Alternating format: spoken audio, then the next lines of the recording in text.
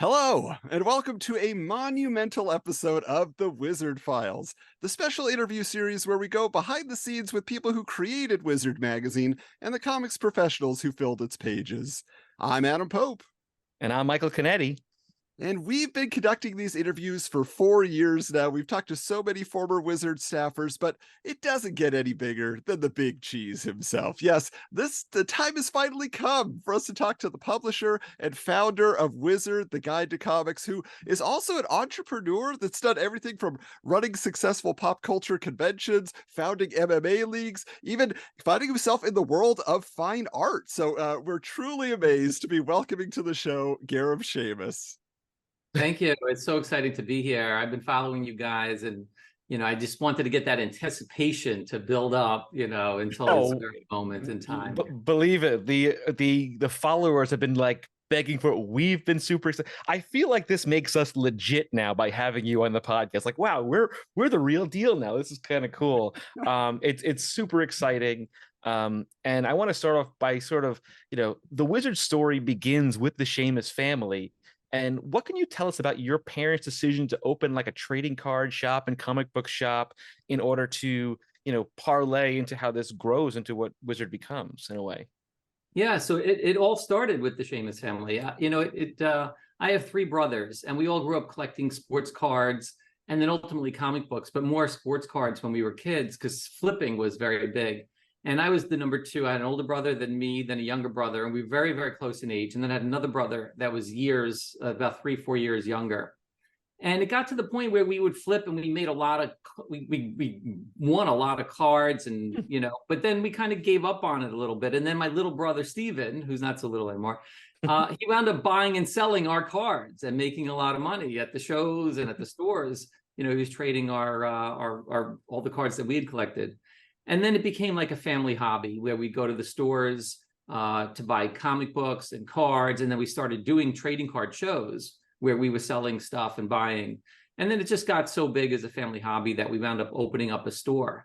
And then when we were thinking about names, the name of the store was the Wizard of Cards and Comics. Oh. So that's really where ultimately the word wizard had come from, was through that store. And my mom ran the store, and my dad worked there a little bit, and me and my brothers would work there after school and on the weekends. And it was just such a wonderful kind of magical place where we just wanted to have fun, buying and selling comics and toys and cards and all that stuff. Yeah, that's awesome. really neat. And we know that a lot of the people that went to help you in getting Wizard off the ground were there at the store. They were a part of that family. Now, one of those was Pat McCallum, who, by all accounts, he was the editorial voice of Wizard once it became a full-fledged publication. But he started was he the manager of that store? Yeah. So when we had the store, we obviously had comic books, and we hired Pat. He was a high school dropout to work with us on the comic books. And, he just had this knack and this knowledge, this encyclopedic knowledge of comics, but also he was so relatable for the customers because he spoke their language, and he just, I'll get into that, but Pat was one of the most extraordinary, in my opinion, creative geniuses of our time. He was just one of the most spectacular, extraordinary, smart, articulate, funny, dark humor, just an incredible guy. And so when I graduated college, I couldn't get a job. It was a terrible job market. It was back in 1990. So I wound up working in the store, and I just hated working in retail. I mean, it just wasn't for me, dealing with customers on a one-to-one basis. And as it turned out, I went to the University of Albany, and I wound up working for the school newspaper, and we were twice weekly, nonprofit. And I wound up selling ads for them and making a lot of money selling ads for the school newspaper. And I came across a guy, who was like, hey, why don't you come work for me? I'll pay you 10% commission. And I was like, nah, like 10%'s not like enough for me. He's like, yeah, he goes, you could be like me, and I keep the 90%. And I was like, oh, that always stuck in my head that I like the 90% instead of the 10% side of it.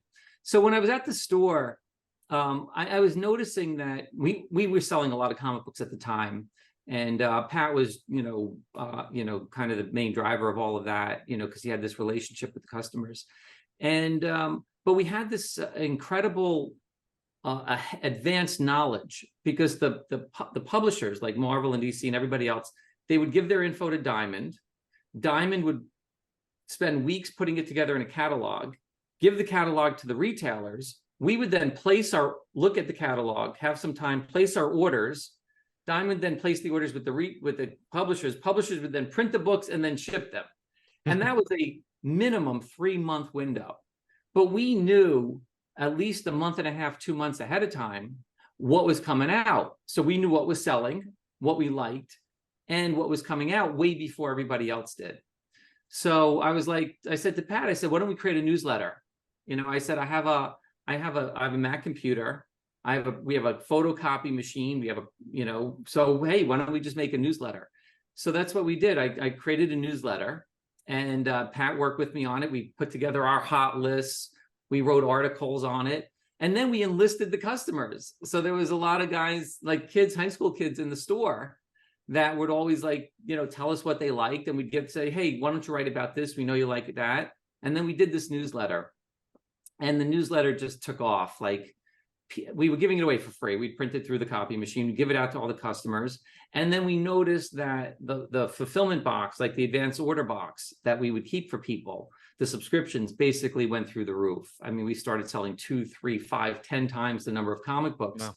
Because once people knew what was coming out, and we gave them a heads up on what the top 10 list and what was moving in the back issue market, all of a sudden, our orders started going crazy. And then I was like, wow, this is really something, we need to do more.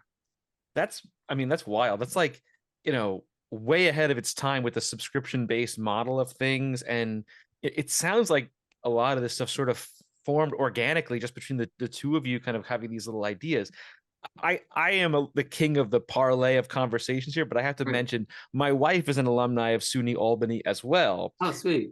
And she still talks about her friends like Fountain Day and the egg in Albany, or like going to the Post. It's just kind of funny. She's gonna be thrilled to hear that you went to Albany. She loved Albany. I worked for the ASP, the Albany Student Press. Yes. An office right on the main campus. It was really great. Spent a ton of time up there. That's so funny. But yeah, that really kind of, it's kind of funny, but like all the things I did in college on the side became my professions. I wound up, I was an art minor, and I was also a math minor, but I also worked for the school paper. So I went into publishing, and it turns out I was an economics major, but I wound up going into the art world too. So, it's kind of funny. One of the things I talk about a lot with, especially up and coming kids, going through the process. I'm like, obviously you got to go to school, but do as many things on the side as you can, because there's no consequence to it in college. So, ultimately you're going to wind up finding something that might ultimately become your career. And a lot of life, people, you're not just one thing. You're not just an economics major. You're an artist, you're, a writer, a creative, like, especially I'm a college professor, and I tell this to my students all the time, just don't be X. Like, if you like certain things, use that time to expand that knowledge and that skill set, and just sort of grow that. And this sort of kind of goes into my next question. Like, once you have this subscription thing going, and you're like, things are starting to really ramp up, and you're like, wow, we've got something here. What was like your most vivid memories of saying, what, let's make a magazine. Let's make that first Wizard magazine. Like, what was that, like, that thought in your head? Like, wow, we could make a magazine out of this kind of thing. It was there was a big disconnect in the market. And the disconnect was, it was a very trade oriented, business to business marketplace, right? So Diamond dealt with retailers, not with the consumers. Marvel and DC, as much as people think that it's a consumer companies, they're not. Those were trade companies. They didn't sell to the customer. They sold to the diamonds, and they sold to the host. They had to sell their books to the wholesaler, the distributor, yeah, sell them to the retailer, who sold them to the fans. right. And you're talking about the pre-internet, so there was no social media, Right. there was no internet. We barely had email. Cell phones were, if we were lucky, they were the Nokias with the text messaging, right? Like, it wasn't what people thought it was back then. Right. So they weren't, Marvel and DC were not consumer businesses. So they would create comic books based on what sold, not what people liked. And so number one, there was a big disconnect there. And then the second thing is all the publications in that world were basically garbage. At the time you had Comic Buyer's Guide, the CBG, which was a trade magazine. It was a flimsy newspaper, that went to retailers, or kind of hardcore buyers. But it really didn't tell you what was coming out. There was Overstreet, which was once a year, and that kind of was mostly aimed at the golden and silver age people. But again, at once a year, how on top of the market can you actually be? Right. And then there was there was another rag that was out that was kind of a newspaperish price guide at the time, but it was so far off. And so I decided to test a little price guide thought. So I came out with this little ash can like thing called, I wish I had one on me. You know what? I might. So I'll see if I could find one. I think I might have it close by. And I put in there all the prices, and again, I had the photocopy machine. I stapled it together. I mailed out a few hundred of them. And then in the back, there was like a survey where people would give us their feedback. So I probably wound up getting like 50 or 60 of them back. And then I called it, you're going to laugh, I called it the official Wizard price guide. And I used the word official. And then I got a notice from Random House, because they actually owned, I was already getting legal letters before I started. So then I get a letter from Random House saying that they own the word official with regard to price guides. Because they had the official coin guide, they had the official stamp guide. So I didn't realize that, but so I told them I won't do it again. But yeah, so we had, again, it was like one of those things where I got enough people to be like, this is cool. And then I was like, all right, I just got to go start a fanzine magazine at the time. And one of the other things that we had going for us was my dad was not a professional artist, but my dad was a really great illustrator. He was a great painter. He was great with his hands. We did a lot of woodworking as kids. We had a whole wood shop in the house. And so my dad wound up having an affinity towards comic book art. So, and again, we were young, teenage kids at the time. It's not like we could drive or just get on a plane, but my dad was always like, hey, let's go to San Diego, let's go to this show, let's go to that show. And we used to go to a lot of shows, and nobody knew what anybody looked like. And right. we, at the time, McFarlane was becoming, really, really hot. We're talking about the mid 80s here. And so we would just literally scrounge to find out wherever Todd was going to be. We were going to go and see if we could buy some art. And that's what we did. And Todd wound up having this rule that you could only buy 3 pieces at any one time. So we'd go to a show and my dad would buy 3 pieces from Todd. Now, chances are good they were covers, and my dad was paying like hundreds of dollars at the time, and which was a grossly high number, because covers were going $50-$100. Nobody cared about new original comic art, at the time. Right. It was really just not anything anybody paid attention to. So we wound up developing this really great relationship with Todd. And whenever he would come to New York to meet with Marvel, he would come to our store to do a signing. Oh, that's cool. We'd bring him in. So that's how we became friends with Todd. And then there was this kind of one moment in time where Todd comes to the store and Marvel had announced that they're doing a new Spider-Man series. And so Todd came to the signing, and then after the signing, Todd also liked to collect sports cards at the time, or he might still, but he was a big hockey fan, and anybody that knows him knows that he's into that. And Yeah, so we said to him, like, what would you want for the cover to Spidey #1? So, and he had the pencils for it, like Wow. photocopied. He didn't have the originals with him. And he showed it to us, before anybody like in the world, other than anybody up at Marvel saw them. And they were just spectacular. Obviously, it was Spider-Man sitting in the webbing and stuff. Yeah. And one of the most iconic Spider-Man poses of all time. And so we wound up trading him like blocks of like sports cards, like Nolan Ryan rookies and Tom Seaver rookies and George Brett, like all like the coolest, best modern players and high grade cards. And they were all like packed in the lucite, so they look like Monte Carlo poker chips. Yeah. And so I had a bunch of those as a kid. Yeah, so like Todd was on one side of the table, and my dad and me and my brothers were all like hovered over. Yeah, we're like hovered over my. They were bigger than that even back in the day. So we were like hovered over my dad's shoulder, and Todd was like on the other side, and we're like almost like we're all in. And we literally wound up. So he said, "Look, when I get the covers in, I'll send it to you. But in the meantime." We literally gave him a briefcase, the briefcase that the cards were in, just to carry the cards home, because it was there's so many of them. Here, you can have the cards and the briefcase. That's so funny. Yeah. So the reason I'm telling you that is that kind of giving the backstory on the origin of the cover to Wizard 1, which was So there you go. I mean, that's also become one of the most iconic covers. It's a collector's item now on eBay. People are like dying for that magazine, especially with being graded and stuff. Oh, people go nuts. Unbelievable. I know. So many homage covers to it. Yeah.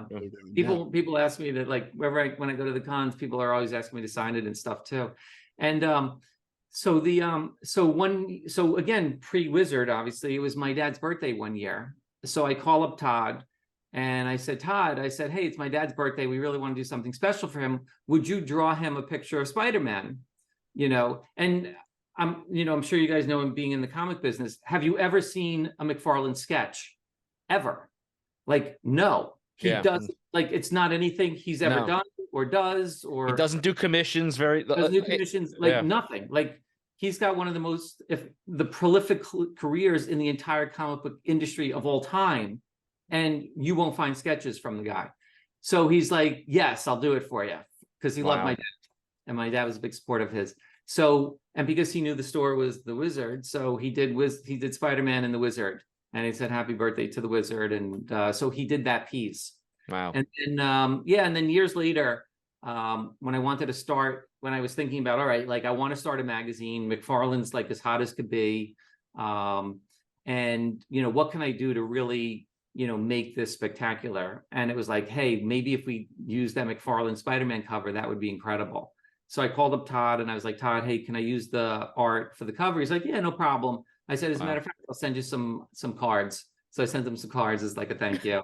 And then so I had it colored up, and and then that became the origin of Wizard 1, was this like incredible relationship that we'd built with Todd well before any of Wizard magazine started. That's cool. Definitely got eyes on it, and we've talked to Doug Goldstein and Brian Cunningham and talking about just being in your family kitchen, typing away, Doug's typing up legal pads that Brian gave him of like little articles he was writing up on toys and things like that. So you guys are all working together, but the issues start coming out. You guys are doing amazing covers. You got Bart Sears doing covers. You got Eric Larson doing covers. You're just grabbing everybody you can. And the question I have is, obviously the formation of Image Comics coincides with Wizard, being released into the world, and that's a big boost in visibility for the magazine, especially in histories that have been written in the magazine, talked about how Wizard 10, when you get the Cable and Shaft cover by Liefeld in there, like that was a huge boom. You put a trading card in there, all of a sudden, okay, we've kind of got a formula. People are really buying this thing. But I am curious because you were present for a very iconic photo of all the Image Foundry founders together, and Hank Canals. We just interviewed Hank, so he Oh, talked all good. about the Yeah, Hank photo was and in that everything. shot, yeah. But what was your relationship with the Image founders? Obviously you knew Todd, but now you're starting to meet this whole group. How did you cultivate that and allow so much like exclusive information to come into Wizard from Image? Yeah, so look, I was a kid back then. I started Wizard, I was 21. Wow. And I looked like I was 14, 15, 16. Like I looked like a kid too. And, a lot of the guys had that same, they were in the same position. Todd wasn't much older. Jim Lee is not only a couple of years older. Rob Liefeld and Silvestri. I mean, Jim Valentino was a little bit older at the time. Eric Lard, like we were all kind of around the same age, or generation, but we were also very, very young. We all loved the new stuff. We all were kind of fixated on that. And I knew that I grew up on the new stuff. I mean, yes, I had an appreciation for the classics, but for me, it wasn't the early guys that got me interested. It was the new guys. It was at the time, it was, Frank Miller and Tom McFarlane, right? It was like a lot of people like that were on the new side that got me excited. So when I was doing the magazine, we really focused on new, what was new that was coming out. And those guys were the best sellers at the time. So, and I was relentless, at that time. I was calling them all the time saying, hey, let's do a cover. Let's do an interview. Want to show what's coming out. Send me this, send me that. I was just hounding them for it. And so ultimately when, and I became friendly with them, and we weren't working a lot together because they still had to go through Marvel at the time. And I'm sure they were still kind of thinking about Image, even though nobody knew about it. So I had just become friendly with them. And then I get a call one night that because they were mostly West Coast based at the time. And so I got a call one night. It must have been like midnight. I get a call on my primitive cell phone, whatever I had, a BlackBerry at the time. And it was all the guys.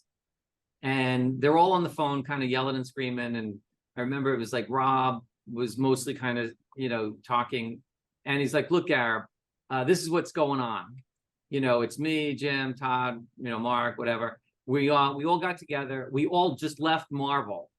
And my heart sank. And I'm like, oh, shit. Like, there goes all the content we had planned. And they're like, no. We started a new company called Image. And they go, they go, we'd love for you to be the publisher. And I was like, wow. I was like, that's incredible. I said, but I really love Wizard, and I don't think I could run the magazine and work with you guys. And you guys have like the biggest egos in the world. I didn't say no right away, but I was just like, look, I'm doing Wizard. I was like, where are you guys? They're like, oh, I think they were in Malibu at the time. I think Mark Silvestri had a house, or he's renting a house there. I said, I'll be there tomorrow. And literally, went and got a ticket like literally the next day and flew out there. And luckily, because I was East Coast, I got out there pretty early, met up with the guys. I had my camera and I took that picture and met with them and really did an interview with them. And it was just one of the most extraordinary time. I mean, I knew that this was the most pivotal moment, at least in my life. We weren't like we were that old, but at the time the magazine was really struggling because we just weren't resonating with the distribution and retail. We were resonating with the fans. But if you remember what I was talking about, it wasn't the fans that ran the business. It was the distributors and retailers that ran the business. So the fans loved our product, but the retailers weren't ordering it. So the distributors, right? So we had this kind of disconnect there that was going on. And then when this happened, everything in the world changed for us. And there was no internet. So it wasn't like also that these guys, they didn't have a voice. I mean, they had a voice, but they had no megaphone, right? So where were they gonna, promote what they were going on, right? There was no direct response. There was no YouTube, no Twitter, nothing. No social media, nothing like that, right? And they needed to go through distribution, but the distributors were paid, and their bread and butter was Marvel and DC. Right. So are they're gonna say, okay, Marvel, you just lost your biggest talent in the world, we're gonna go support them? What do you think Marvel said to them? Right. They said, Right. F you helped them, Yeah. we're gonna cut you off. Marvel and DC were so dominant, at that time. Now, Marvel and DC were hard for us to work with, because they saw me as a kid, and Wizard was doing okay. It was definitely making some waves, but it wasn't having an impact yet at that time. And so it was very hard to get things out of those companies. They were not in any rush. There was no other publication that they had to feel like they had to support, so there was no system set up for it. So then when Image came along, I was like, all right, guys, this is what we want to do. We're going to do this. And they were all like, yeah, of course, like, we'll do everything. And then the other challenge that I knew I had was at that moment in time, I instantly lined up. It was going to be Rob, Jim, and Todd. So Rob, Todd, and Jim, right? So we had 10 was Rob, 11 I think was Jim, and then 12 was McFarlane, I think, with Spawn. Yeah. So I knew that I knew people were going to buy those 3 issues. And I was saying to myself, well, what can we do that when the next issue comes out, it's just never going to live up to the 3 in a row. So what can we do in 10, 11, and 12 that are going to get people to buy that 13th issue, where the orders won't go down, and keep the momentum? And that's when it hit me to do trading cards. So then it was like, all right, let's do some trading cards. Let's do them in sequential order, so that by the time you have 3 cards, you have to get the 4th card. And so that's how the trading cards, that's how the polybagging came about. That's how, just this incredibly symbiotic relationship, with Image, just catapulted everything. And there was a lot of really good things that emerged out of there. Number one, Marvel and DC got insanely jealous over our coverage of those guys, where they didn't want to work with us, but yet they hated what we were doing with Image. Right. So I was like, so you guys give me stuff, you guys give me exclusives, and you guys give me work ahead of time, and I'll put it in the magazine, I'll put it on the cover. I never said I wouldn't do it with you. You just don't want to give it to me. And I really had a big ego, back in those days. I had a set of brass ones that I just didn't care. Like, I was this young kid telling Marvel and DC, like, this is what I want, and like, either give it to me or I don't care. I'll just do more with the Image guys. It really didn't matter. People loved it. Right. But you hit a couple of interesting points there. Like, as a young entrepreneur, you had to be knocking on doors and being aggressive and reaching out to people and keeping them thinking of you. It's kind of funny. I was at New York Comic Con back in October, and I was handing out, we have stickers and stuff like that. And I went around to, the Terry Dobsons, and I went to Jim Lee and spoke to a bunch of people and was giving them our like stickers and little business cards.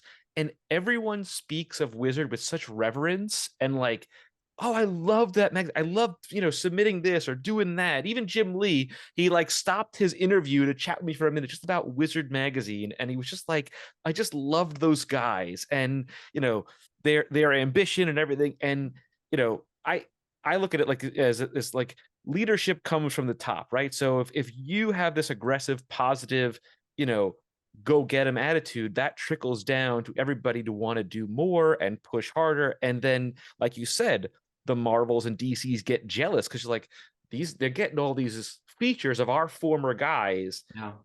That's a really interesting thing. And it's a lot of forward thinking on your part to make those moves of the trading cards and so on. Because we've talked about them a million times about the features of trading cards were just such a big deal back then, which is kind of cool. So I tried not to let the political side get involved with the editorial side. I really kind of shielded our company and the magazine, from the backlash on the business side of things. I took that. That was really painful.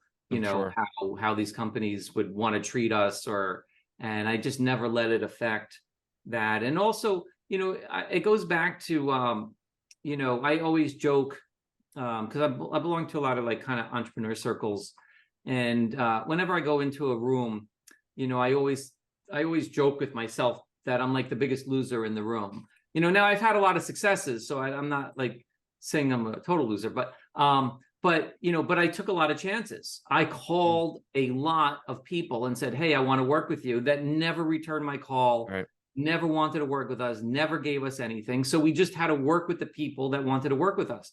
And if Marvel and DC and everybody else didn't want to work with us, I didn't care. I just worked with whoever did, and whoever said yes, we did the best we could. We created an exciting, you know, product that kept people excited and energized.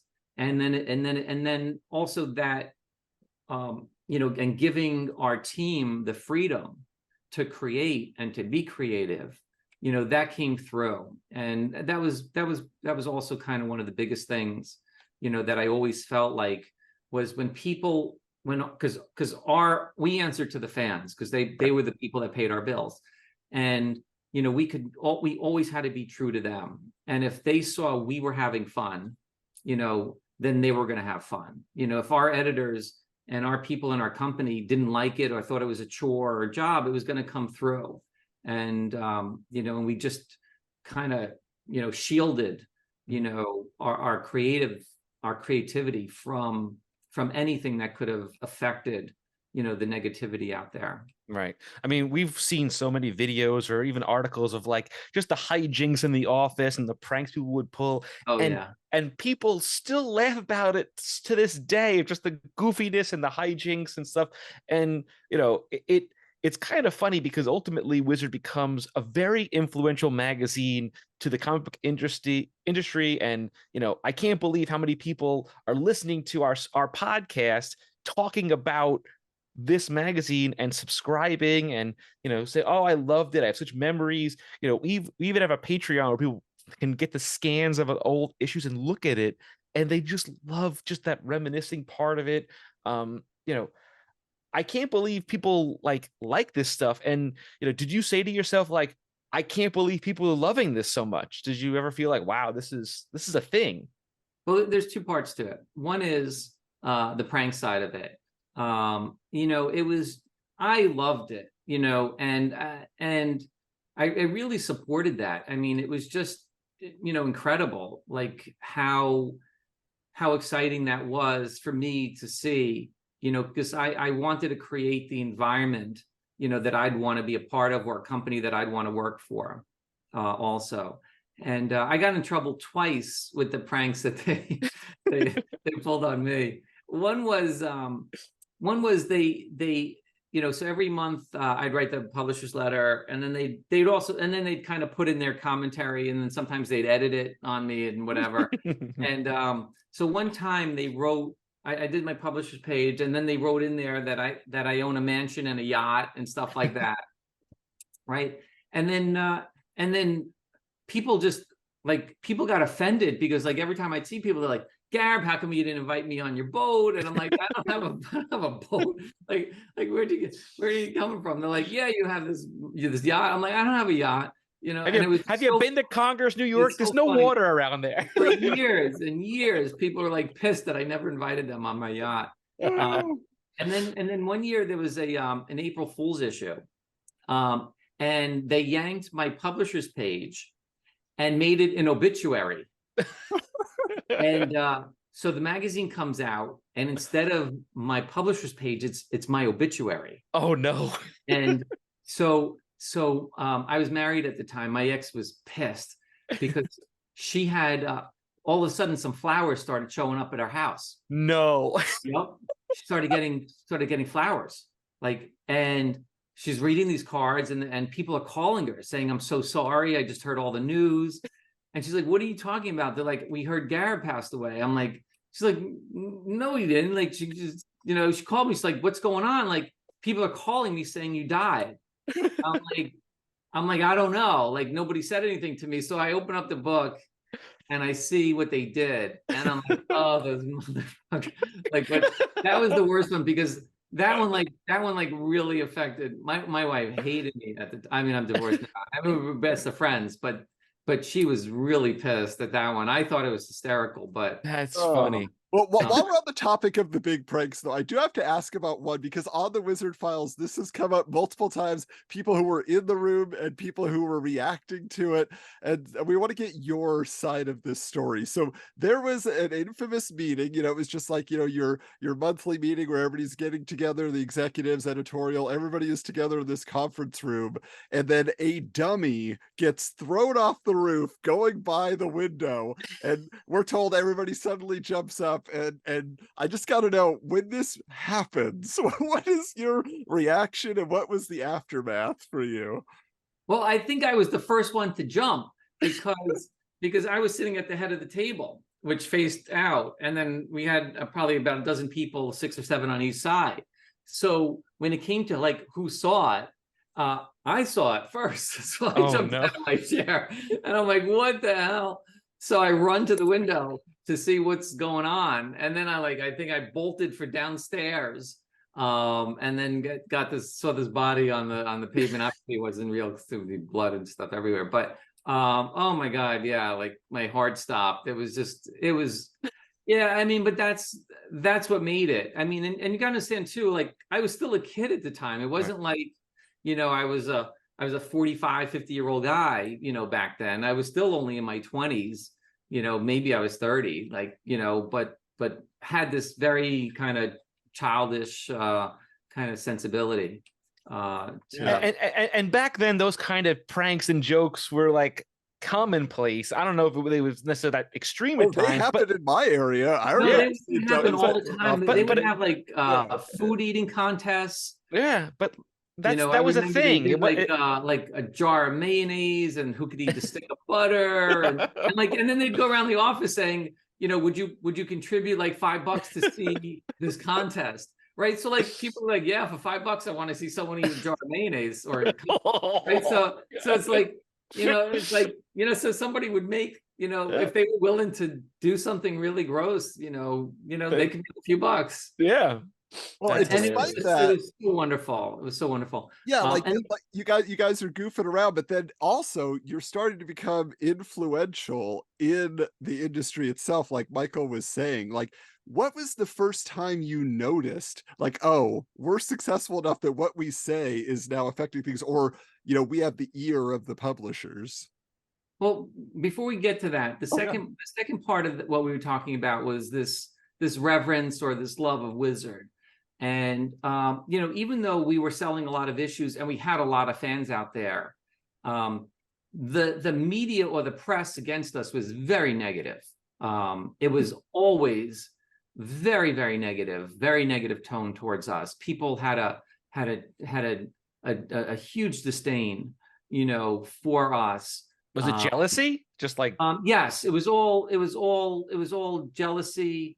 They didn't like that we had the power that we had. They didn't like that we sold, that we had the voice, that we were getting things at the time. It was really and maybe that's where it came from, but it was just we were constantly fighting, the negativity out there. And it was just to me it was always this we always kind of rose above it, but it was not pleasant, and roses all the time over there. People were constantly taking shots at us, for what we were doing, with whether we were manipulating, we were on the take, we were on this, we were getting paid under the table, they were doing favors, it's like everything that you can imagine somebody accusing us of, that's what they were doing, at the time. So we just had to kind of rise above it, but it wasn't silent and it wasn't small. It was very kind of loud and perpetual out there. So yeah, we had to deal with a lot of that kind of stuff, a lot of backlash back in the time. Yeah, in terms of like making it, there was always kind of pockets of things that would happen, not necessarily one thing individually, other than maybe all of a sudden a book that we promoted, did very well or something like that. And, the thing is that, we were always, because the market was doing very well, a lot of times people just didn't give us credit for stuff. Everybody thought it was them. If it wasn't what they did, it wasn't, very rarely were people giving us credit, for what we did to help. And that to me was kind of like a silent, a silent undertone of everything. It was like, oh, we're the artist and we're the writer, we're the creators of it, so we're the ones that made this so successful. When in fact, I don't want to deny their abilities, but it took a lot to do that, because also, people forget at that time, it was a Marvel and DC world. It wasn't an independence world. It wasn't like independent books sold very well at all. And secondly, independent comics had no secondary value. And I'm saying that generally, not as an absolute. So when somebody wanted to buy a non-Marvel or DC book, they had to be buying it under the guise of, I'm buying this because I like it, not because I think it's going to be worth something someday. And you got to understand, back in those days, nobody just read a comic book and then threw it out. Everybody collected comic books. Right.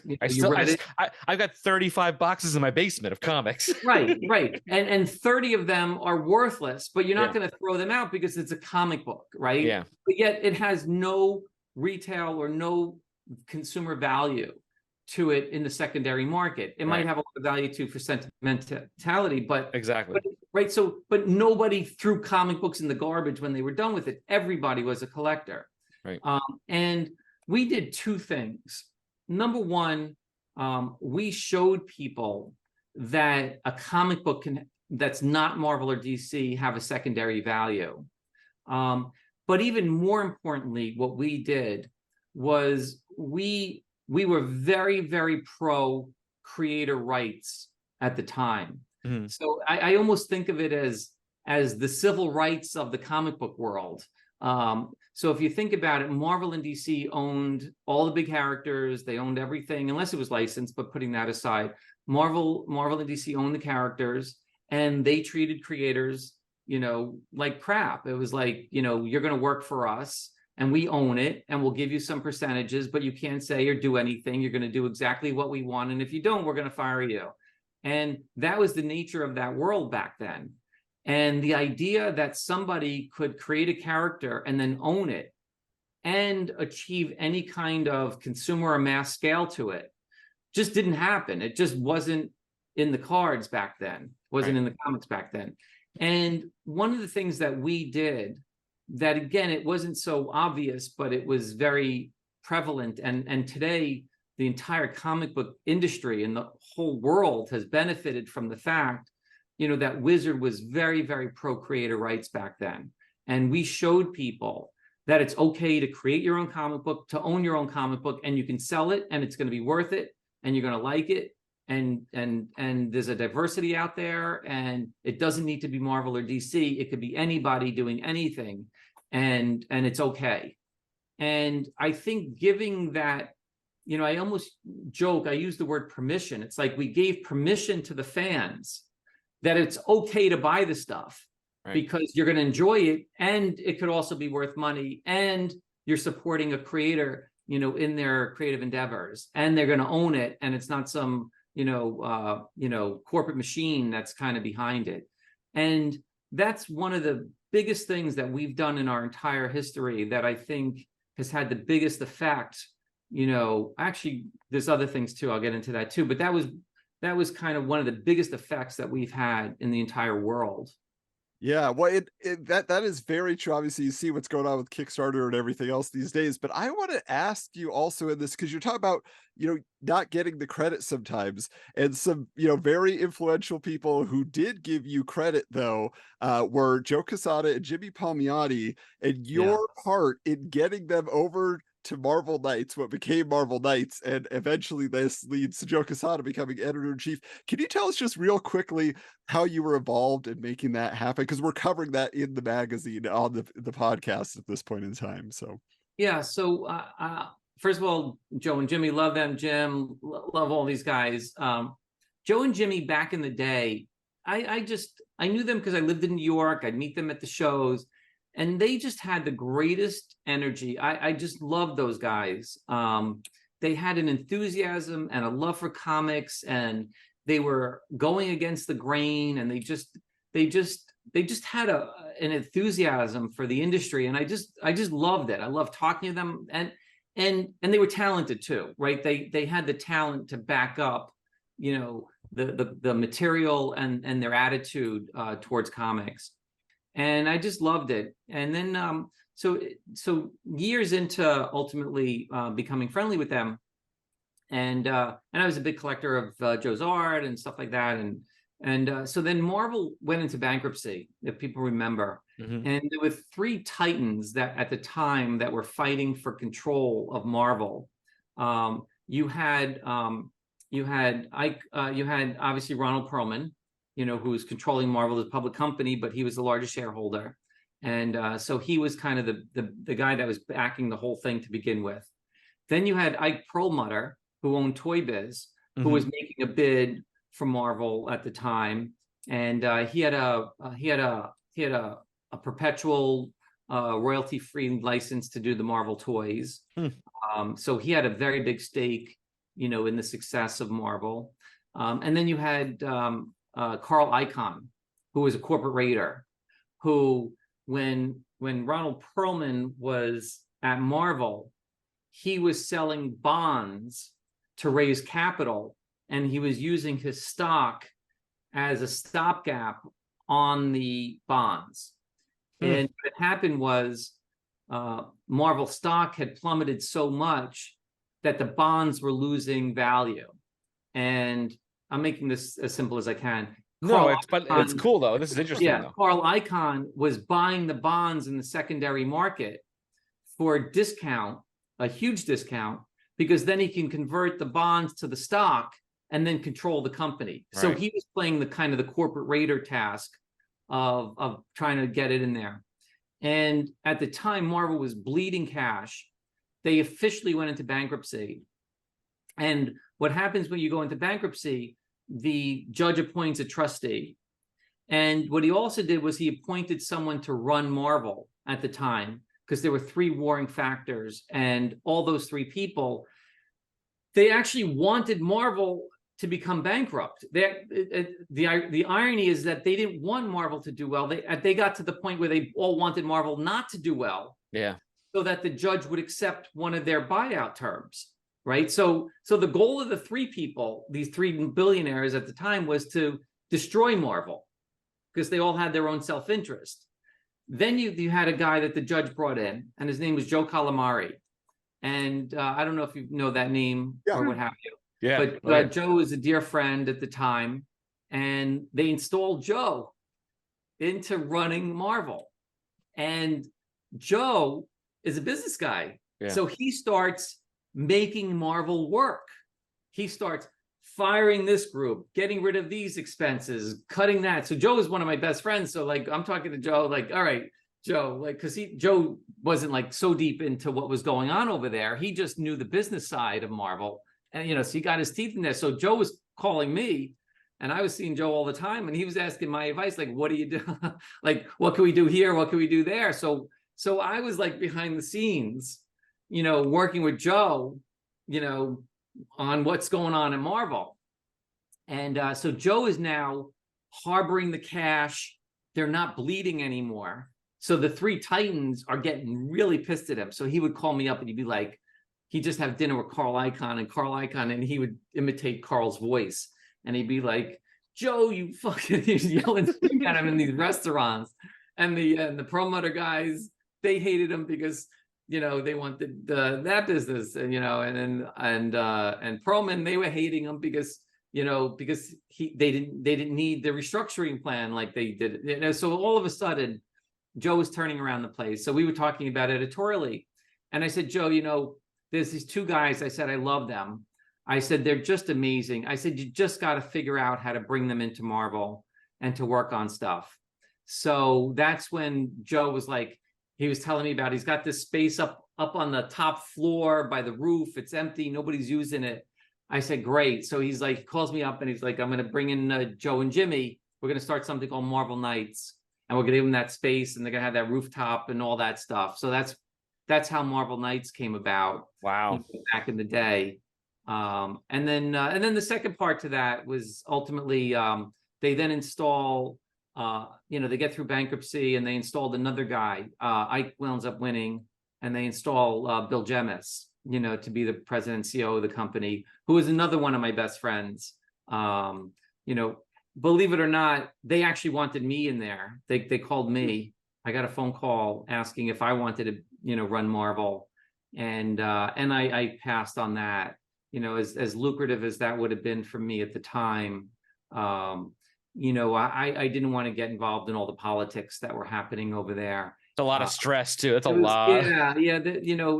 I saw what my friend Joe just went through, and I was like, I just wouldn't survive, because I wasn't that type of corporate person that was gonna, that I wouldn't be able to do what I would want to do, having to report in on that side of it. So actually they wound up hiring Bill, and Bill was one of my best friends in the world at the time. And then even when he was starting to restructure, he was like, Gareb, he's like, we got to bring in a new editor in chief. He's like, this place is a mess. He's like, here's my list of candidates. And one of them was Joe. And I was like, Joe, I'm like, he's the best. He's great. And then weeks later, Joe's running Marvel, and wow. I couldn't have been more happy for him. He deserved it. He's one of the most talented guys. I mean, not just as an artist, but just a visionary. In order to run these companies, you have to be visionaries beyond your skill set of what either made you famous or what people like you for.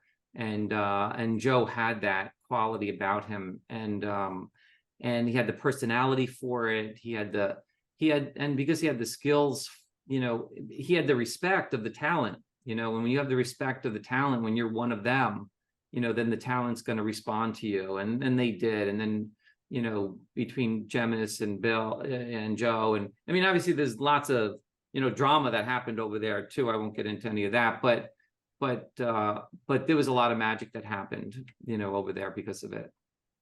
Wow. Yeah. That's wild. I mean, what's kind of nice to hear is like, not just like the influence of Wizard, but like people valued your opinion as well, because you came from it from a genuine place, not as a fan, but also as a businessman and business person, and just sort of like, I love that sort of, genuine, connectivity of people, and the communication. And it's a I mean, if people ever look into the whole background of the bankruptcy thing, it's a wild story. And to hear this perspective, I'm just blown away, and I think it's fascinating. It also shows sort of the influence that Wizard had on the industry at that time too, because they're looking at you like you're running this, well-oiled machine at this point, and things are going well, which is super cool. And when I was thinking about this, like, about 6 years into publication, the magazine is doing so successful. You decided to buy Chicago Comic-Con and start Wizard World conventions. What did you learn from that experience of like how to do a convention compared to like now doing like the Ace convention, stuff like that, and how that kind of came about? So what was going on at the time was, I mean, I'd been going to San Diego Comic-Con, and and it was, quite frankly, it was boring. I knew the owners. I mean, they were very nice, but it was boring. There was a huge emphasis on old, whether it was Silver and Golden Age, and also the at the time it was, I don't want to call it like independent, but it was also, it wasn't even like it was the non-image independent. It was like the San Francisco based independent comics, and that was fine. And there were great comics out of there, but it wasn't anything that was popular. And that's really what the focus was there. I mean, there was a year back in the mid 90s where Marvel didn't even go to San Diego because it wasn't even it wasn't a show for them. Right. And, and then they would have a trade day and you'd go to the trade show and it was empty. And I loved that show. Wizard got its start there. We did Wizard 1. We did a San Diego Comic-Con version, that we wound up giving away there. And I can't tell you how many people gave it back to me. Really? Oh my God, had they only known. It'd be worth so much money now. I know, right? And they wouldn't let us do stuff. We were starting to do like this wheel where people would spin the wheel and would ask us questions and win prizes. And then San Diego didn't want our lines. It was like, are you kidding me? It's like, this is a comic book show. You're supposed to have fun. And I'd been friendly with one of the owners at the Chicago Comic-Con, this guy, Gary Calabano. He was a big dealer back in Chicago, had a lot of stores called Moondogs, and we were selling a lot of Wizards. So I was very good friends with him. And he called me up and he's like, look, Gareb, we're having a lot of trouble, financial trouble with the show. Are you interested in getting involved with us? I said, as a matter of fact, yeah. I said, I'd be interested in buying it. I'm like, because, we can't do anything in San Diego. And every other show is just literally just old people selling old comic books on tabletops. I'm like, yeah, I want to get into the show business so that we can actually do stuff that's fun. And my sentiment wasn't, it wasn't alone. I was friends with the Image guys and they were killing it and they wanted to do fun stuff and everybody wanted to do fun stuff. But all these old people kept telling us what we could and couldn't do, to have fun.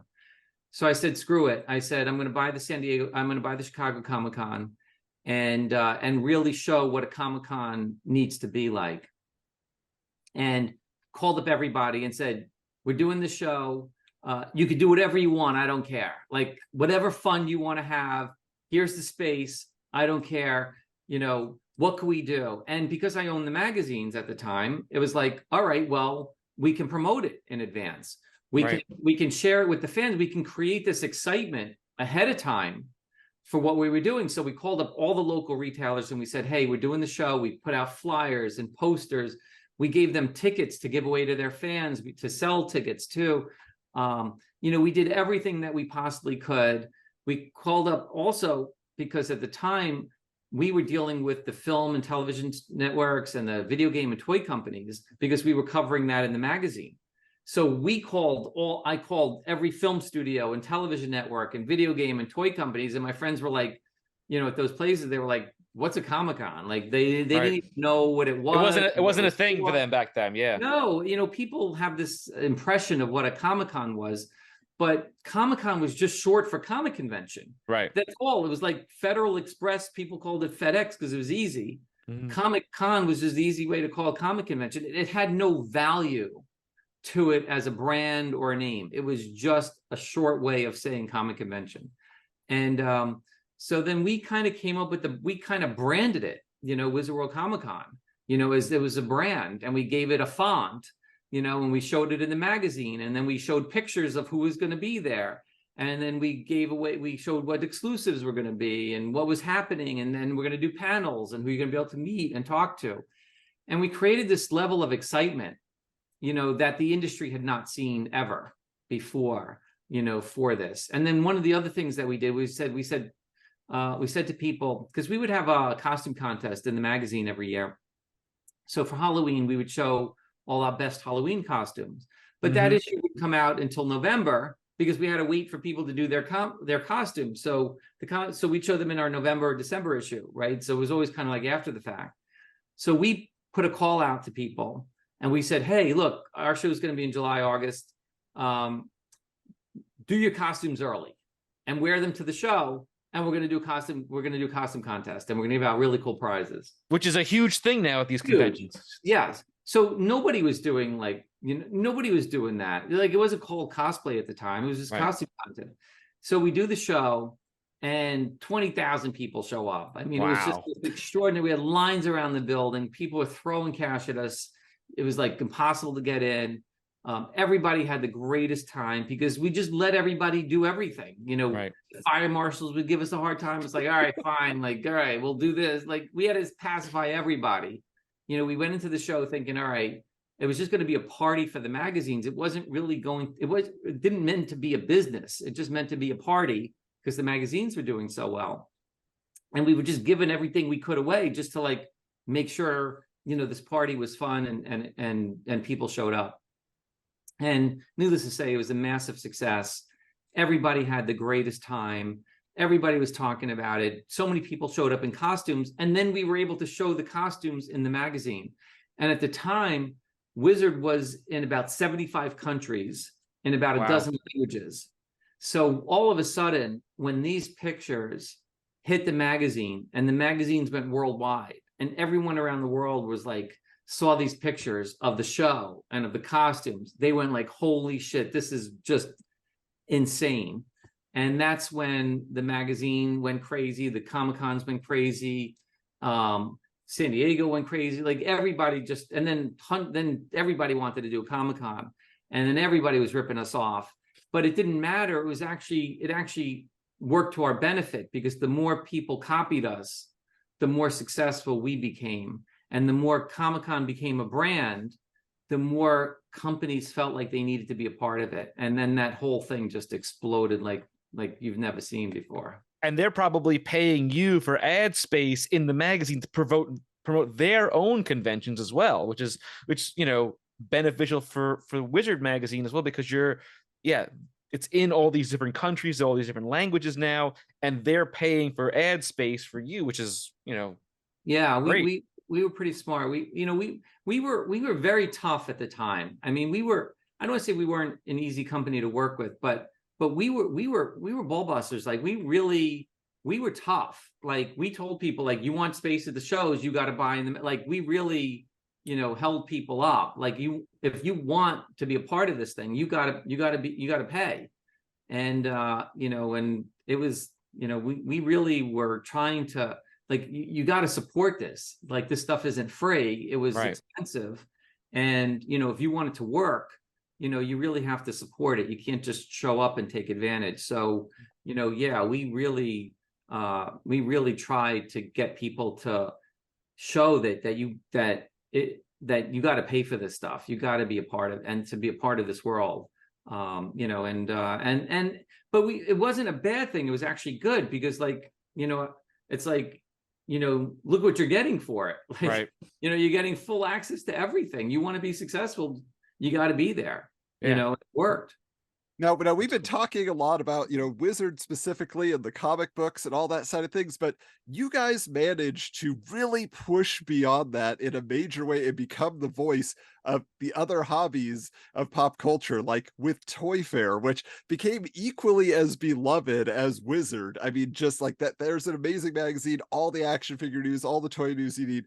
Inquest, now you guys are the source for all the information on the collectible card games. Then Anime Insider, nobody else is publishing like a dedicated magazine to anime, and look where that is today. You guys did all that. And so I'm curious, in your mind, as you're pushing forward all these different opportunities for people to get access to it. So we have Toy Fair, we have Inquest, we have Anime Insider, big names, and then there are others that you're trying to get a foothold in. There's Sci-Fi Invasion, there's Toons Magazine, there's Bean Power, there's In Power. Like you're trying your best, and some were more successful than others. Why do you think those core three maybe connected more than the later attempts? Well, to get back to the original thought on the magazines was, when I'm sure you've watched Shark Tank, and a lot of times people come on and they have a really great product, and the sharks will say to them, "This is a great product. It's not a company. It's a product. It's not a company." Yep. Mm-hmm. And those businesses, they were products. They weren't industries, or they were companies, but it wasn't an industry. We built all of those industries. They wouldn't be industries the way they are today if it wasn't for us. Right. Again, when you go back to, take the action figure world, yes, Mattel and Hasbro put together action figures, but just like in the comic book world, the independent people didn't have a way to get to the shelves, right? Because if you were Walmart or Toys R Us or Target or KB Toys at the time, you didn't carry anything but Mattel or Hasbro toy. Right. There was no shelf space. There was no access. There was no anything for you to be able to do that. But what we did was we used the power of Wizard to show that look at all these independent toys that are possible to be out there. So the first and greatest one was Todd McFarlane, right? With his Spawn toys, right? All of a sudden, he had a place to show his Spawn toys because we had a magazine that was dedicated to Mattel and Hasbro toys. So all of a sudden, we could put him on the same footing as everybody else. And now, once Todd showed people that you could be an independent toy manufacturer and make it and actually sell thousands of toys and not hundreds of thousands of toys and be a successful toy company, everybody was like, holy shit, like this is huge, right? So all of a sudden, everybody started coming out with toys that they could sell into the hobby shops and not have to worry about the mass market. And because there was a magazine like Toy Fair, you had a way to access the fans. Well, hold on a second. So you had a way to access the fans in a way that you would never, ever be able to. Because again, there was no social media. Right. It's not like people were building databases and had direct-to-consumer businesses. It just, that stuff didn't exist back in those days. So we helped turn the action figure world into an industry. Action figures was just a category of toys from the toy industry. We helped turn the action figure market into an industry. And then we did the same thing, you know, with the card gaming world. You know, it was look at Magic the Gathering is like it was just Magic the Gathering, and Magic was extraordinary. And I was friends with Richard Garfield and Peter Atkinson and all the Wizards of the Coast crew. I love those people. I grew up with them. You know, I love their product. From day one, I thought it was incredible, you know, what they were doing. And our team internally, Pat and the whole crew, they loved Magic because they grew up playing D&D. So to have Magic the Gathering, we were huge fans of that. But name a second game at the time. Right. It wasn't. Yeah. So when we started Inquest, we started it with the idea that, hey, that not only check out Magic, but there is a lot of other games that you should be checking out. And what do you think was born into that world after that happened? Pokemon, right? Yeah. So it's not like, you know, but had we just said Magic sucked and given it no whatever, and not that it wouldn't have been successful, but we gave it a vehicle. We gave that world a vehicle for independent people to be thinking about, hey, if Magic can make it, we can make it too. And now we have a magazine. And even at the time, Wizards of the Coast had their own magazine. They weren't featuring other people's games. You know, they weren't looking at White Wolf, and they weren't looking at all these other game manufacturers that were doing card games. They had no interest in promoting that, but we did. And so we helped turn that from a product to an industry. And then the same thing happened in the anime world as well here. But I also give a lot of credit to my buddy Stu Levy, you know, from Tokyo Pop. He was really on the forefront of the Japanese manga movement. He was a friend of mine, lived in California, and he also lived in Japan. And again, you know, back in those days, you know, it's just, not only was it foreign in the sense that it was from another country, it was just such a foreign product. And I was always looking at everything out there and searching for what's fun and cool and interesting. And I was a big kind of manga anime fan back in the day. And so were our guys internally. And I was friends with Stu, and he was trying to bring over stuff from Japan into the US. And all of a sudden it started coming over, but nobody could make heads or tails of what was what, like what was good, what was not good. Because I hate to say, because back in the day, a lot of it looked the same, right? And it was very hard to discern what one from the other and what was good and what was not good, unless you read it. Right. And so that's when we started Anime Insider. And that also I think really helped a lot of companies here get a foothold because they had an entry point into the US market, and they had a third party voice into what was good. So it was companies like Funimation and, and obviously Tokyo Pop and a ton of the others, they now had a way to reach consumers through a voice that said, hey, again, just like in comic books, this is okay. This is good. You have permission to check this out. We really were influential in all of these areas, turning them into industries and businesses, in a way that you needed a third party voice, to do that. And yes, we started a lot of other magazines. Look, I wanted to start a kids magazine because there was so many things that were coming out for kids, right? So like Pokemon, even though it was manga and anime related and it was card game related, it was still too young at the time for the products that we had. So we wanted to start something for that. There was a lot of animation coming out.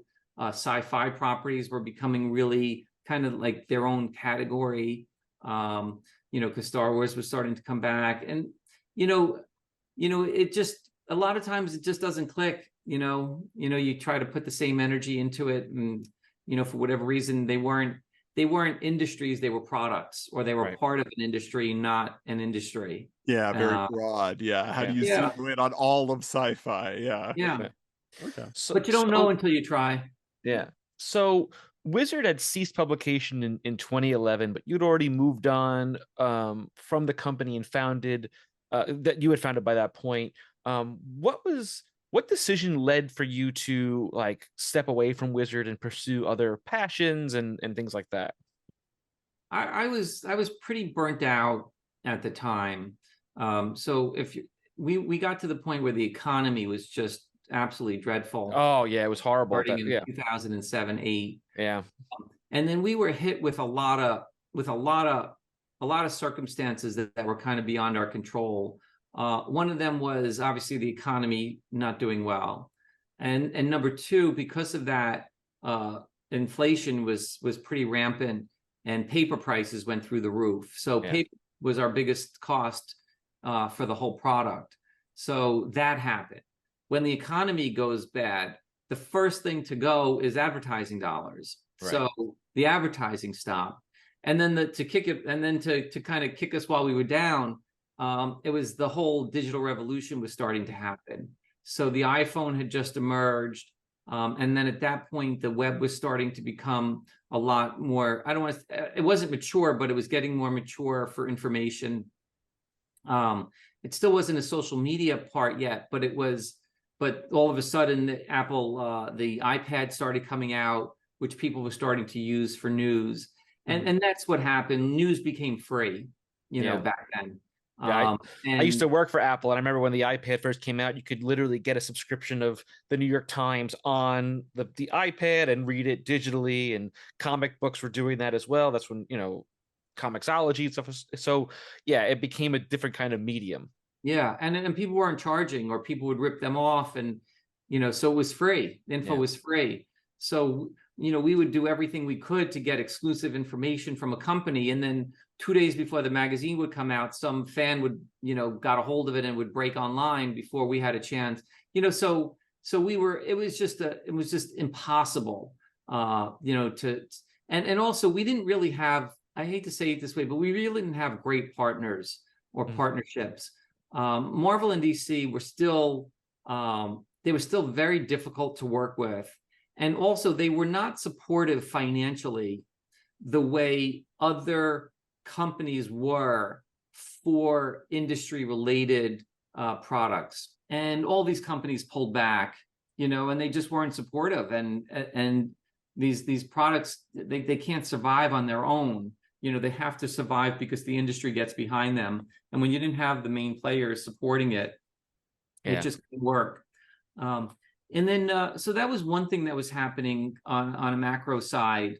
But then something else was kind of brewing under the surface that I was noticing. And that's when the social media started coming around. And I was noticing, obviously, Facebook was the big one at the time. And all of a sudden everybody was starting to, form groups online and the chat rooms, and all of that started getting very, very popular. And all of a sudden everybody was like, oh my God, like nobody's ever going to leave their house. They're just going to stay on social media or in these chat rooms and talk to one another, because what do you need to leave for? All your friends are online. Right. And when Facebook first started, it started with the people that you know. And what was happening, how it was evolving very quickly at that time, was it was evolving from people you know to people that like the same things you like. Right. Because all of a sudden you can communicate with people that didn't live where you lived, around the things that you're passionate about. And I started noticing that. And I started realizing that at some point in time, the trend was going to reverse, meaning people were going to all of a sudden want to go from digital to now these groups are going to want to get together in real life, in person. And the market was still horrible at the time, but that's when I decided to double down on the Comic-Con side of things. And at the time we had 2 or 3 events. We had Chicago, we had Philly, and then we had either in Austin or we'd do LA. We had a kind of a few other ones out there. And that's when I said, you know what, we gotta become big really fast. And also, quite frankly, I was getting burnt out. These economies were really, really tough. And I was like, the irony is the only way to get out is to get big. Like I can't get myself out of the business being small. I got to get out of there by saying, hey, I'm going to do this. And maybe there's somebody else better to run it. So I wound up acquiring about 16 or 18 regional Comic-Cons around the country. Wow. We wound up just buying up every regional Comic-Con that we could to kind of put a whole string of them together. And then all of a sudden we went from 3 to like 8 to 12 to I think 18. Ultimately, I think we maxed out at about 24 a year. Wow. Almost 1 million people a year through the door. But again, we launched it into a bad economy. But there was something there. The interest was there. The dollars weren't there, but the interest was there. So because people still had an excitement for comic books, they just weren't spending a lot of money. Right. And at some point in time when the economy turned, that the level of interest would turn into dollars, and that's ultimately what wound up happening. But by 2012 or so, I had already acquired all the shows, started integrating them, creating the tour, and that's when I kind of stepped back and kind of had to take some time off, because at that point, I'd been doing it probably over 20 years in a row. Yeah.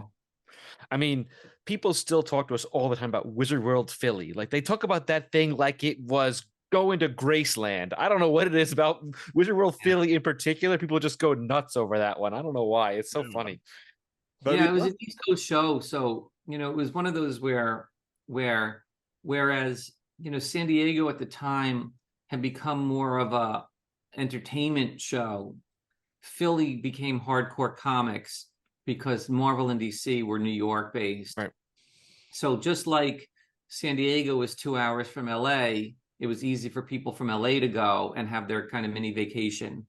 Philly was 2 hours from New York and became the New York kind destination. of vacation.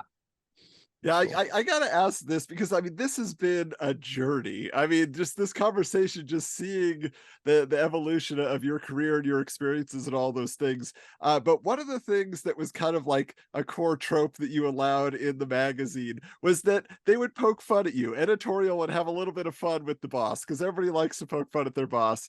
And you were the big cheese, so you're going to be the biggest target, but in a fun way. But that being the case, when we have had, the former Wizard staffers on to talk to us, we asked them all this question, and we want to give you a chance to get introspective for just a moment. No, you're not going to ask him this. No, you're not going to ask. We have to ask. I answer anything. I don't care. As you can tell, I have thick skin. I don't care if people make fun of me. It's the fine. question is, Gareb Shamus, cool or fool? What do you think? I actually think it's a lot of both. It's actually I think you're pretty cool personally. I think you're cool. Well, look, I needed to be cool to fit in to the traditional world, but I had to be foolish to do what I was doing.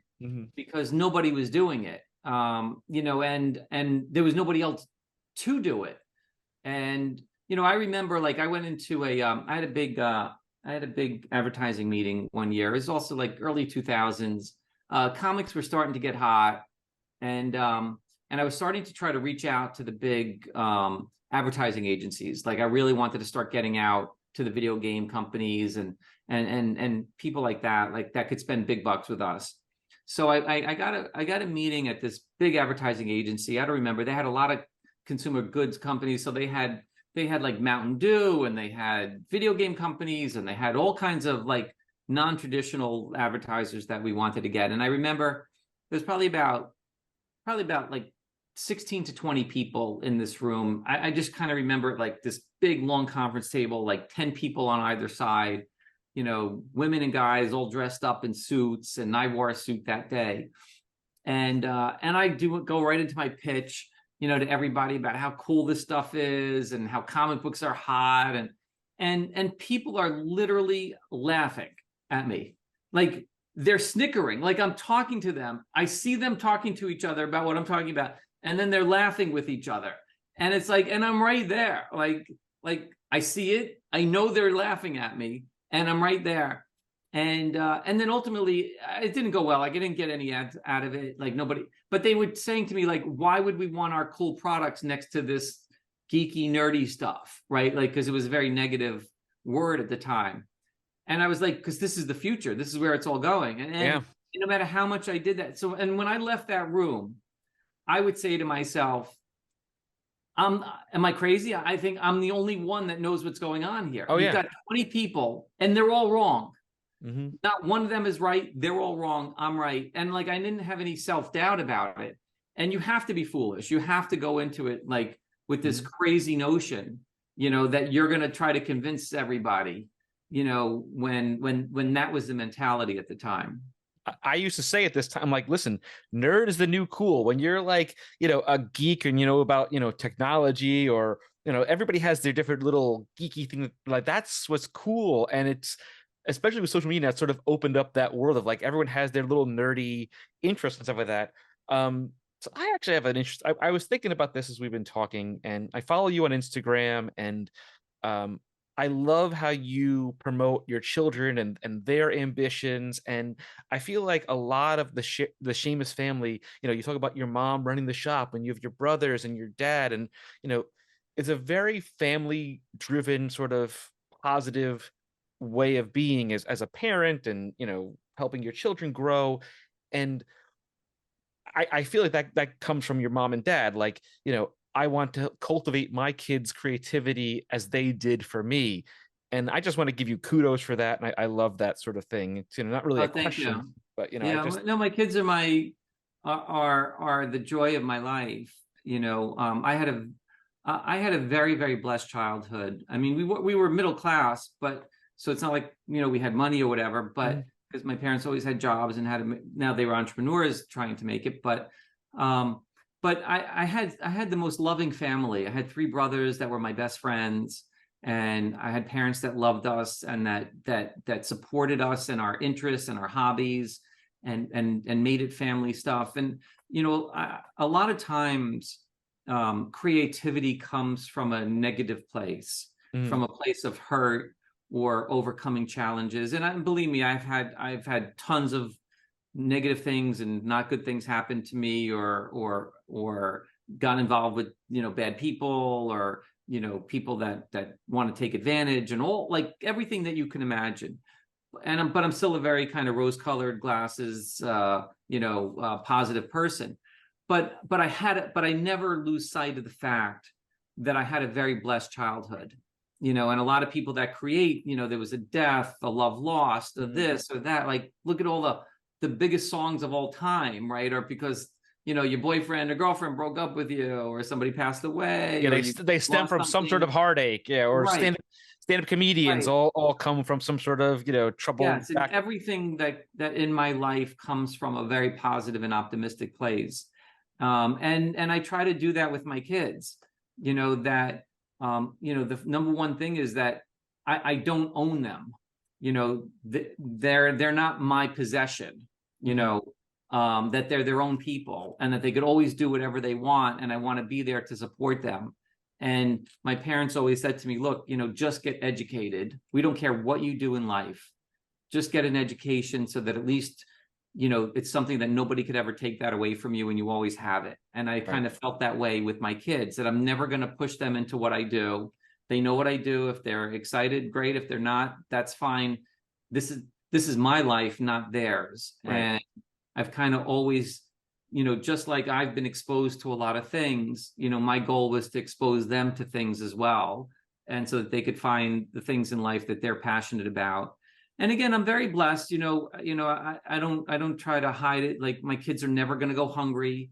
They're never going to be without shelter, and I've had this discussion with them, they're not entitled, they don't act that way. They don't feel that way, but they've been able to pursue their paths knowing that, that me and my ex is absolutely wonderful. We're best of friends.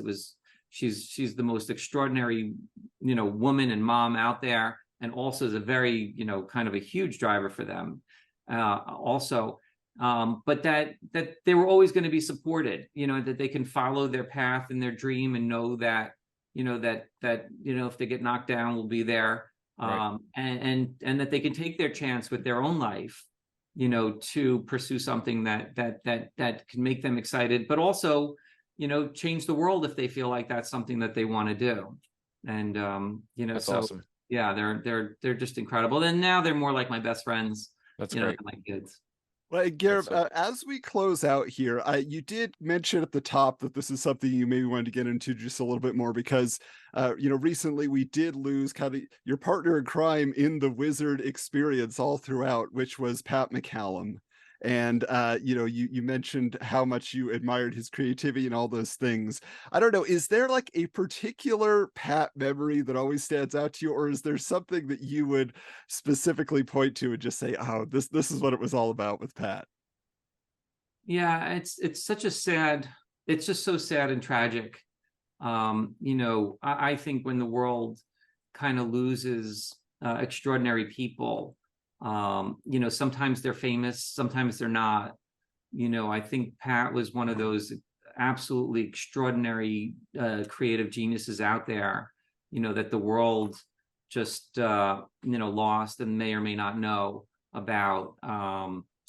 We were kids growing up, and, Wizard is the most magical experience that anybody could have gone through. Oh my God, Siri. So Wizard was one of the most magical times in life, and people are always like, bring it back and this and that. And, that's not to say that something couldn't happen, but it was a magical time, and it took this confluence of events to happen all simultaneously in order for that to happen. And that was Pat, and me and the team, that we put together. But, Pat is just, he had the greatest heart. He always looked out for people around him. He was just extraordinary with whether it was the customers in the store or the fans that we'd see at the shows. He was just, I think, a lot misunderstood by people that didn't know him or knew of him but didn't know him. I just can't say enough about him. He was very hard to stay in touch with. I mean, a lot of people, kind of reached out and wanted to, be in touch. He was hard for that to happen. My dad had passed away a few years prior to Pat passing away. And so I'd reached out to Pat because he was very close with my dad, and he was really kind of a part of our family because Pat really didn't have a strong family. And to the point where, like, Pat would literally come over to our house for Thanksgiving dinners, and there wasn't a part of my, growing up that I don't think about, what an integral part of that he was. And so I kind of had this conversation with Pat about my dad. And then so Pat kind of wrote me and my brother as a story about something with my dad. kind of a memory that we'd all forgotten, that Pat had reminded us about. And it was just such a kind of wonderful kind of walk down memory lane, to see kind of from Pat's perspective, how much he loved my dad and my family. And then, yeah, I mean, I try to stay in touch with him and reach back out, because I had been thinking about, collaborating with Pat on something, because I thought it would be kind of perfect if we wanted to recreate a new type of magic together. And but it just never got to that point. And it's just, I wish he was still with us. And I hope that people around him felt that way as well. But yeah, it was just one of the most extraordinary magical times, and it couldn't have happened without him. I mean, he was such a huge driving force, and a huge force in nature, that just, it required that, it required, the vision that I had, it required the vision that he had, it required the force of nature that he was, and the force of nature that I was, and the people that we surrounded ourselves by.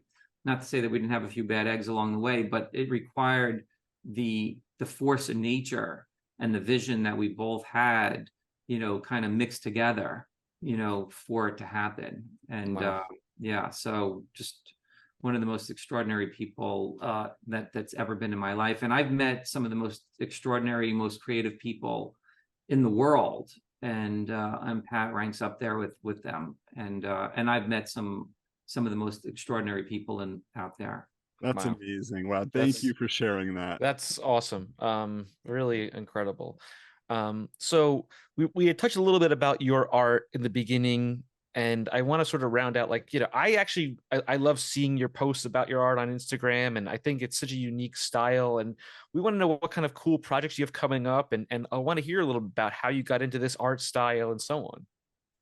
So thank you. The art, unlike Wizard, even though it's personal, I never took it personally, right? Because I had to always move forward, and I couldn't let what people said about me deter me in any possible way, because Wizard was 100% about believing in myself and my vision, and and obviously everybody else, but I couldn't be detracted, in what it needed to be and where it needed to go, and what anybody said or thought about me or it at the time. Art is a little different.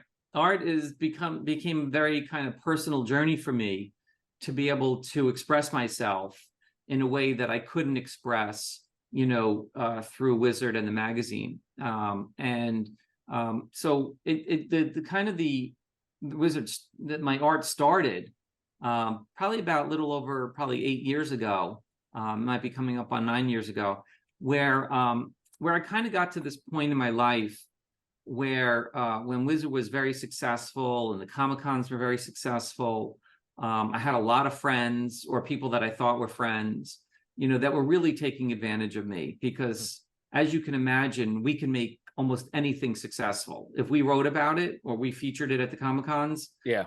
that was it. Everybody paid attention, and it was off to the races. And what I found was that a lot of people that I thought were my friends were not, that were just using me because of what I could do for them, and not me for who I was. And it wasn't just one or two instances. It was rampant, in my life, of how many people, treated me that way. And so I was thinking about, becoming a writer, and being able to write, because I have friends that are some of the biggest film producers and TV producers in the history of the world. So I was like, hey, why don't I create some of my own stories that I could tell in film and television? But I didn't have the discipline. I had the ideas, but not the discipline. Although I'm developing the discipline now, I didn't have the discipline at the time. But then I had this idea on painting, and in this thought of I'm not somebody who needs or wants anybody's sympathy. I'm not in that category where I want someone to feel bad for me, right? So I was like, well, how do I proactively reach out to people? Because what had happened was, in that process of me being taken advantage of by all these people, I thought to myself, well, it's not my nature to retreat. It's my nature to be very out there, and I'm a very people person and wanting to meet new people and become friends and learn things and experience things. And my nature to kind of retrench and to not reach out to people is not my nature. So my art was, thinking about it was like, well, what can I do and use art to reach out to people, and that all of a sudden, in that thought process of reaching out, it was literally even this hand gesture of like, well, how do I get the paint to do this, to extrude off the canvas? And I was like, wow, if I can get the paint to extrude off the canvas, there is that's my ability to reach out to people and to reach out to the viewers of my work. And that's when it hit me. And it took me 6 months to kind of take that process and perfect it to the point where I can start creating. And then all my pieces are about positive and journey and energy and all the very positive things, that my life has been about, is taking this idea of reaching out to people and sharing this positivity and this journey and this energy, with them. And that became my art. And then, so I'll show you, like, this is one of my pieces that I actually have next to me. I have the so this is a white on white. So the only color you see, and you can see how it changes depending on how the light hits it. And you can see the texture of it. So it's all these drops of paint that come to these points. And then there's kind of like a telescoping point to it, meaning that like they get bigger and then they kind of grow along the way. I mean, even the one behind you kind of does that sort of like almost 3D effect in a way as well. Yeah, they get really small, and then the drops get bigger, and then the circles, which are energy circles, get bigger and bigger. So that's and what you're also gonna the way the comic books, and it's kind of funny because when I talk to people, I tell them I'm a professional painter and artist. They're like, oh, you paint comics? And I'm like, no, I can't paint heroes. And I'm like, you can't compare me to Jim Lee, right? So I've had this joke with Jim. I tell him all the time, like, when people ask me if I could draw comic books, I'm like, no, you think I can compete with this guy? Jim. So I kind of use him as my example. And so the thing is that, but when you look at comic book art and comic book artists that have become successful, it's not always the people who are the best artists who become successful. It's the artists that have something unique. Right. And that's what I tell people. It's like, I know, and as you would imagine, I know thousands of people over the years that could draw Batman perfectly. But who are they? Like, there's thousands of them. But when you look at, people that have become iconic over time, they don't need to sign their art for you to know who made it. Yeah. The Frank Millers, the Todd McFarlane, the Jim, you don't know. Yeah. When you see all these kinds of people, when you see Sam Keith, the Kelly Joel, like, there's a million, I could rack up a lot of guys or women that when you look at their art, I don't need a signature to know who did it. Right. And those are the people that become successful. Somebody that have been able to do something unique, not better, but unique, and uniquely identifiable to them. And that's why, so to me, it was also in the idea of creating art, how can I create a process that's uniquely identifiable to me? So I can't tell you how many times I have friends sending me pictures of, they went to this museum, they saw this picture, they saw this in a book, they saw this at a fair, they saw something, and they'd be like, it reminds me of you, right? And it's like, to be able to create something that's uniquely identifiable to me was also something. And when I talked to, it was kind of, not to get a little too deep into it, but, the other thing that's kind of fascinating to me about the fine art world is how my work does get read, in the sense that, I've met some pretty extraordinary people in the art world, that have been lifelong collectors or advisors or or just gallerists, and they could tell me about myself just from looking at my paintings. And I'm Wow. like, how the hell do you know this about me? Like, I've never talked about this. I've never expressed this, but yet they could read me like a book by looking at my art. And I don't know how. And it's the same thing when people look at my art, it makes them feel good and have this positive optimism. And again, I don't know how people see it, but yet it's there and people feel it. And to me, it's like that. To me, I don't know how I've been able to accomplish that with my art, but I have, and that is really makes me feel so good to be able to have that kind of impact. And I like the idea of, your art is there to cultivate positivity and things like, because like I feel like the world needs some sort of optimism right now. There's so much chaos going on. To have that sort of positive energy and optimism and hope, if you will, is a big deal right now, because there's Yeah, so and if much people need turmoil. that in their daily life, like, Yeah. can they connect with you? Where can they find out about your shows? Where can they see your latest pieces? Yeah, I've used I've used this word permission a lot in our conversation, and I use it in the art world as well. Because it's always, you can always look at the bad things that are going on and say this is life, but yet there's so much good things in life, and there's so much to be grateful for. And a lot of times people don't want to be able to share the good things when they know other people might be going through some bad things.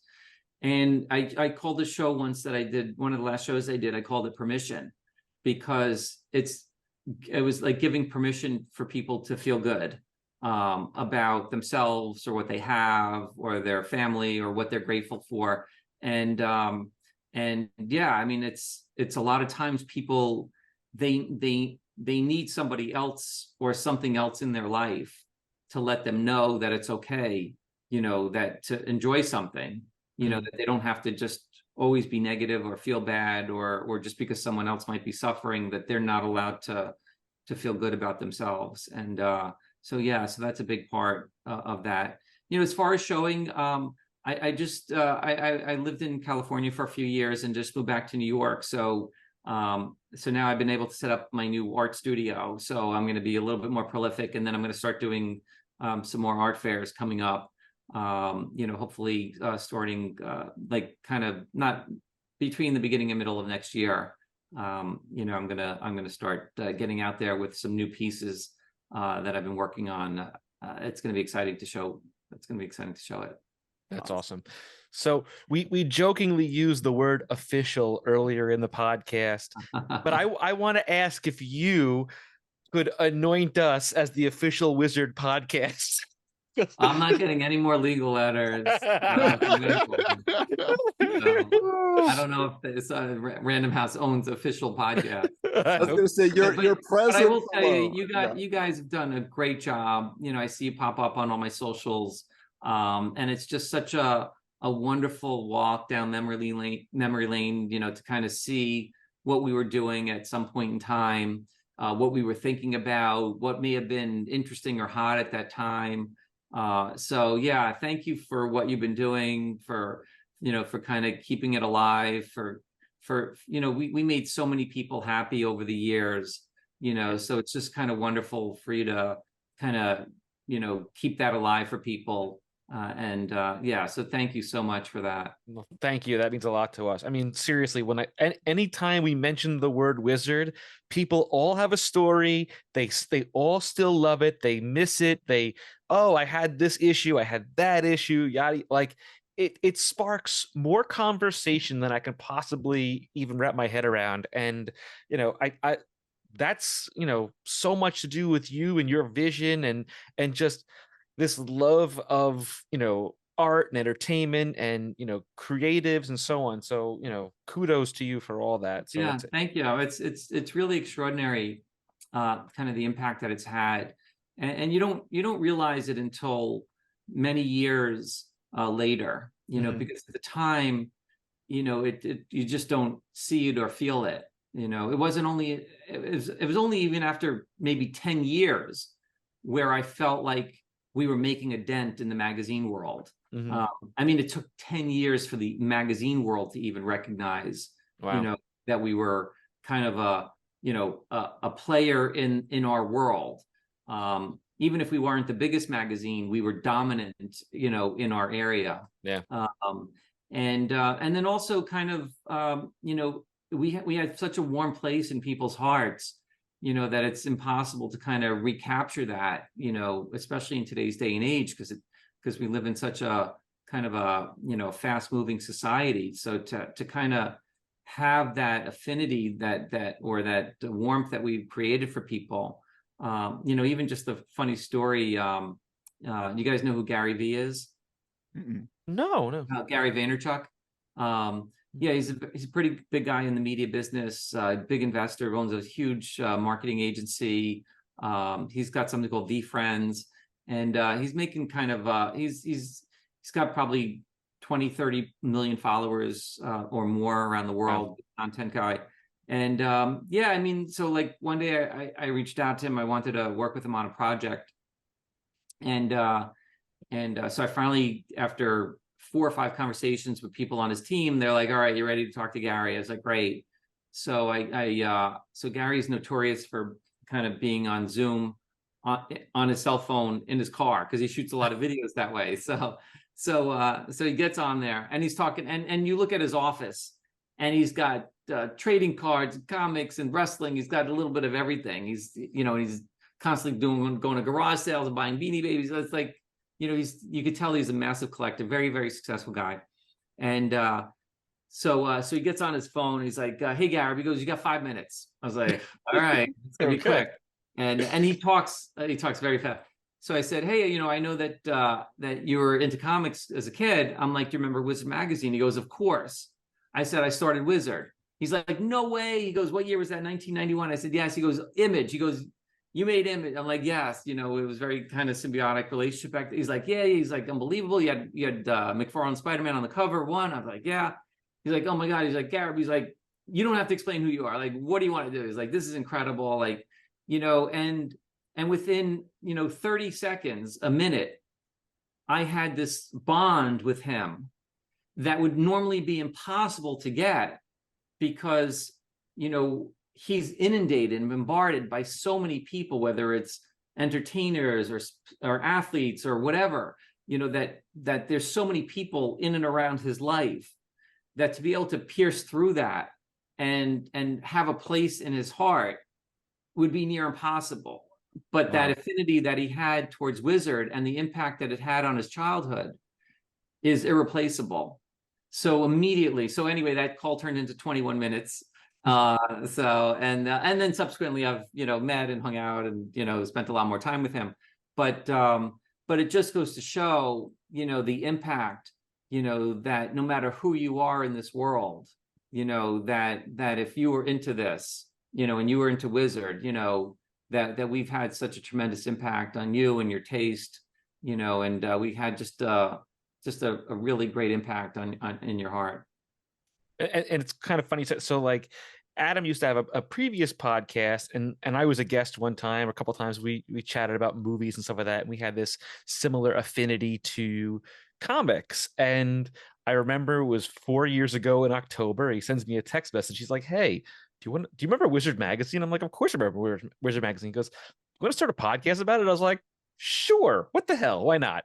And we started the podcast, and then we told we were going to go issue by issue and so on and so forth. And then somebody tweets at us and goes, there's so many issues, you're going to be doing this for at least 9 years. I'm like, I signed up for a 9-year podcast. Yeah, it's a nice run. And you guys kept it going. And fortunately, like, we have such a great relationship. He lives in Montana, I live in Long Island, but we chat every day. We do this show, and we have found so many people that just connect with this and connect with us, and it blows my mind. And my last question really for you, and I ask this to my students a lot, what does being successful mean to you? Like, what defines successful in your eyes? I think it's two things.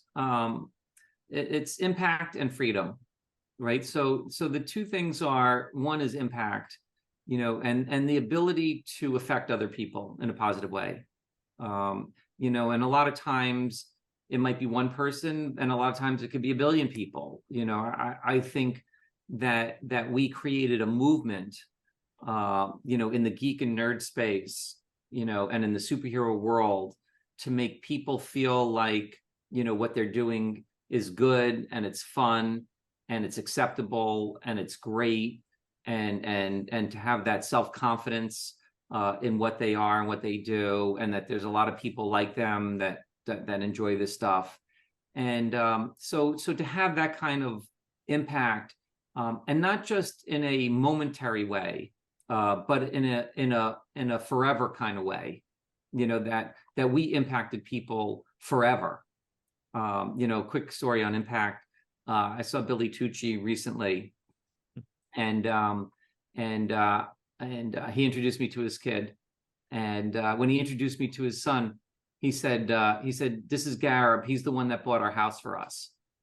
And and I still get chills and goosebumps every time I say that, because it's like, I had no idea, that we had that type of impact. And Billy met his wife through the comics, right?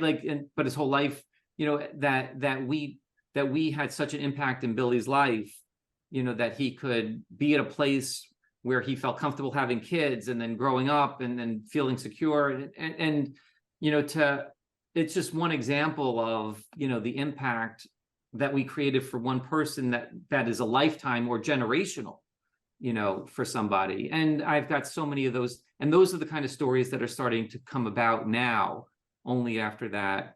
And then freedom, in that I'm not beholden to anybody. I can come and go and do anything I want in my life. I wake up and I don't have to answer to somebody. I don't have to tell somebody what I'm doing or why I'm doing it. I don't have to explain myself. And I have that freedom to kind of live my life the way I want to live. And I'm grateful for that every single day when I wake up and when I go to bed. I really feel blessed, in my life, that I have that freedom, or the success of this freedom to be able to do that, and then that allows me to, create impact out there. And some things work, some things don't work, but at least I have, the freedom to be able to try that. Incredible. I mean, this was, I could talk to you all day. I was blown away by your story. I know, I thought we'd go an hour, went to, but I love talking about this stuff, and especially, when I know that people are really passionate about something. I mean, there's nothing that gets me more excited. Thanks, guys. Thanks so much. Have a good one. Yeah, loved it. All right, take care. Yeah. Well, Michael, what an interview. Just thank you to Gareb Shamus for your time, for giving us those insights, those little pieces of wizard history that we've been wanting to hear about from the horse's mouth. I mean, right there, direct from the source, I mean, but he, and he was so great, even joking about himself and just being genuinely open to anything. It was an amazing conversation. I hope you all enjoyed it. It was a joy for us, and look forward to this and many more down the line of other artists we have coming on, and creatives, and just incredible people that you're going to want to hear about from Wizard and just hear their memories. So yeah, so hope we you definitely enjoy. have our interview series going on that'll be here on YouTube as well as our podcast feed. If you want to check out, though, the history of Wizard Magazine, as Gareb referenced, we've been doing this a long time. He's been checking in, and it was bringing up memories for him. We have over 240 episodes of Wizards, the podcast guide to comics, our main episodes, our half episodes, all of these where we get into every issue of Wizard Magazine in detail, having great conversations with great guests who have their own memories and passion for it to share. Sometimes the people who helped create Wizard Magazine are sitting in on an issue and saying, oh yeah, well, this and this, and you got to know this about this. So all of that is there at wizardscomics.com. Of course, you can also find it in all your favorite podcatching apps. We're on Spotify, we're on Apple Podcasts, everywhere you need to be.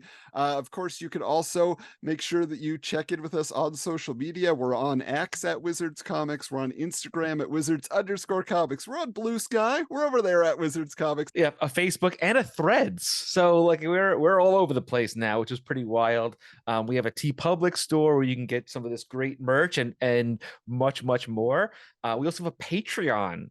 So if you really want to go deep into Wizard and you want to see the back issues, we have scans of the issues on Patreon, as well as bonus episodes about 90s super cinema and superhero comic book movies, where we talk about some of the movies we loved growing up, some of the ones that we really didn't love, but all kinds of cool stuff. And that's all exclusively on Patreon. Patreon.com/Wizards Comics. $5 a month gets you access to all that and more. There are private chats. There's all sorts of stuff that we do on Patreon. We love our official geeks over there and all they do to help support the show. But again, we thank you for your support in checking out this video. You want to like and subscribe so you don't miss anything in the future? Go ahead and do that as well. But hey, until next time, keep your books bagged and boarded.